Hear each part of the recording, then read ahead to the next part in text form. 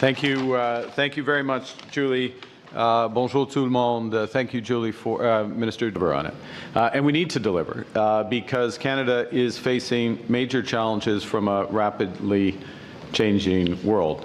Les États-Unis modifient radicalement l'ensemble de leurs relations commerciales, transformant ainsi bon nombre de nos anciens atouts en vulnérabilité. La guerre fait rage au Moyen-Orient et en Ukraine, ce qui fait grimper en flèche les prix de l'énergie partout dans le monde et chez nous. L'essor rapide de l'IA commence à transformer notre façon de vivre et de travailler et génère une demande en énergie sans précédent. Les changements climatiques s'intensifient, les tempêtes sont plus violentes, les inondations plus importantes et les feux de forêt plus dévastateurs. Il est donc essentiel que le Canada développe sa résilience et apporte sa contribution. Canadians are feeling all the impacts of these big changes at their kitchen tables, at the pumps, on the factory floors, as costs rise and uncertainty casts its heavy shadow. The good news is that many countries, unlike many countries, we can control our future if we seize this moment. And that means applying several lessons that these big forces have revealed. First, when the world fundamentally changes, we must respond with new approaches. As the Canadian Marshall McLuhan described 60 years ago, an age of anxiety is caused by trying to do today's job with yesterday's tools and yesterday's concepts. Canadians get that. Canadians get that, which is why they're changing how they shop, where they travel, and how they come together. And governments must now follow their lead. The second lesson is that in a much tougher world, we have to take care of ourselves.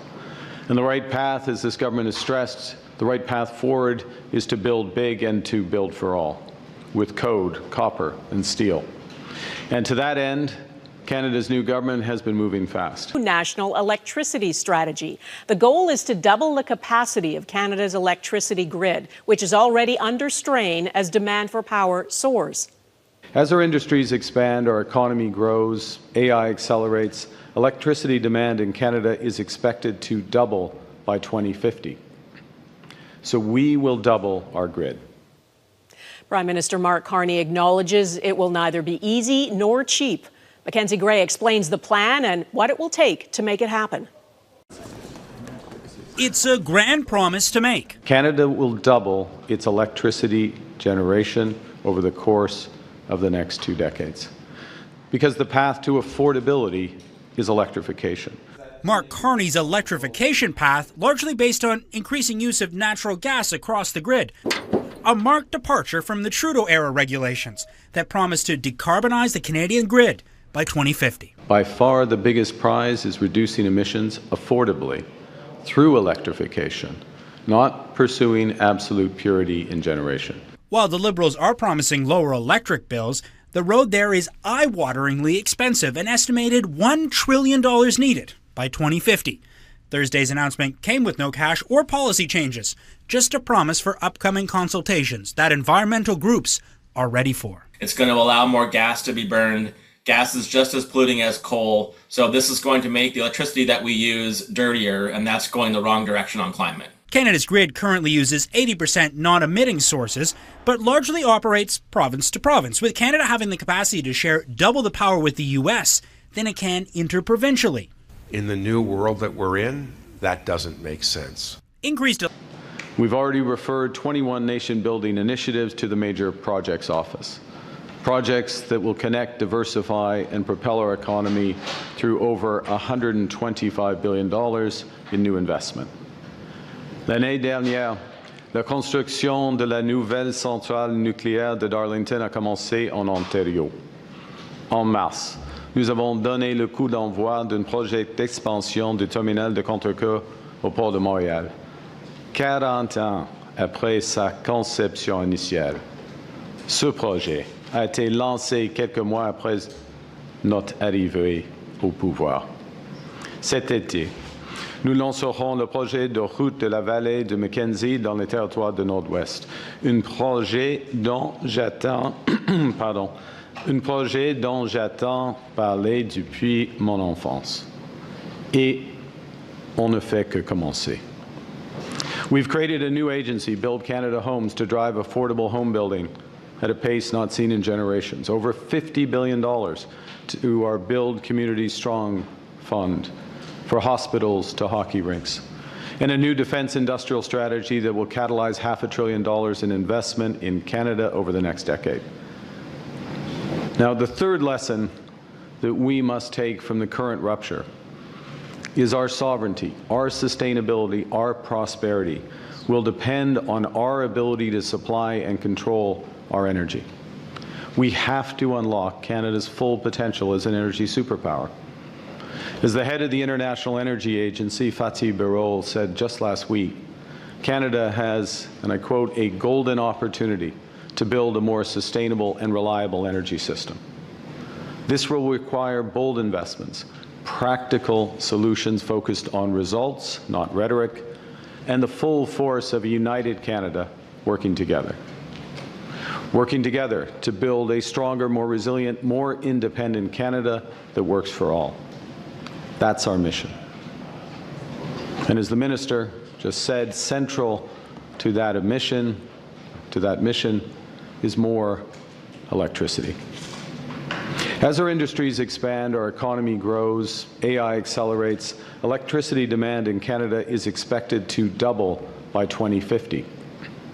So we will double our grid. That's the headline. Canada will double its electricity generation over the course of the next 2 decades. Because the path to affordability is electrification. The path to competitiveness is electrification. The path to net zero is electrification. Electrification underpins everything: our emissions, our environment, our economy. Et dans un monde en évolution rapide, le Canada prend son avenir en main. Grâce à notre nouvelle stratégie nationale d'électrification, nous bâtirons rapidement et à grande échelle pour doubler notre réseau énergétique et bâtir un Canada fort qui sera alimenté par une énergie propre, abordable et fiable. Over the coming decades, Canadians will use more electricity because many of the things we use every day, the cars we drive, the heaters in our home, the machines in our factories, are switching to electric power. Doubling our grid to meet that demand won't be easy. The scale is huge, the timeline short, and the task of getting the right mix of power is complex. If we get it wrong, Canadians will pay higher utility bills. If we're too timid, Canadians will end up short of power, losing good jobs and growing reliant on foreign suppliers. We can't pursue business as usual. We can't simply rely on restrictions and prohibitions. We must do things differently. Now, with the right investments and electrification measures, 7 in 10 Canadian households will pay less for their total energy by 2050. That's $15 billion back in the pockets of Canadians.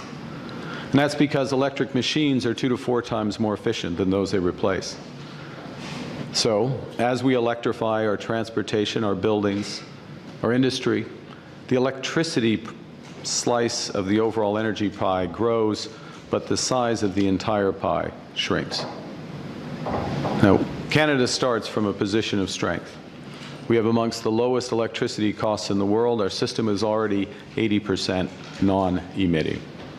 Doubling generation in the next few decades will require those massive investments. It will require the linking of provincial systems. It will require the spreading of costs over time using our AAA balance sheet so that ratepayers don't pay all of the costs of investments today for benefits that Canadians, all Canadians, will benefit from and our planet will benefit from over decades. Getting this right requires permitting reform, new partnerships with Indigenous peoples, and a willingness to use a wide range of energy, including hydro, nuclear, wind, solar, some gas, carbon capture, geothermal, and beyond. Il faut savoir que notre réseau électrique émet aujourd'hui un peu moins de 50 mégatonnes, tandis que les émissions des industries, des transports et des bâtiments dépassent largement les 500 mégatonnes. L'enjeu, de loin le plus important, consiste à réduire les émissions à un coût raisonnable grâce à l'électrification et non à la pureté absolue de la production, la génération. La politique d'électrification ambitieuse permettrait de réduire les émissions jusqu'à 5 fois par rapport au total actuel des émissions liées à l'électricité. To repeat, by far the biggest prize is reducing emissions affordably through electrification, not pursuing absolute purity in generation. Aggressive electrification can reduce total emissions by up to 5 times current total electricity emissions. Our partnership with Alberta